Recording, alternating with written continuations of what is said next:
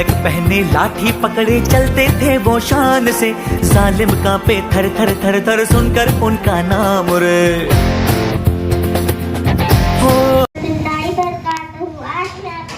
गांधी जी के बारे में कुछ कहना चाहती हूँ। उम्मीद है आप सब गौर से सुनेंगे।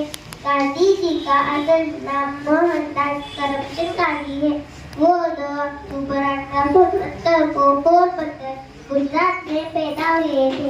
उनके वालिद का नाम करमचंद गांधी था। उनके वालिदा का पुतलीबाई था।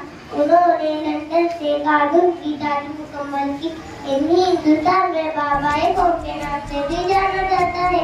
वो एक आलिम, सियासी और समाजी थे। उन्होंने 1942 में हिंदुस्तान छोड़ी। क़यादत की हिंदुस्तान की आज़ादी में का ही मसला है। इन्होंने हिंदुस्तान की आज़ादी में बहुत से तरीके की गांधी जी कहते देखे।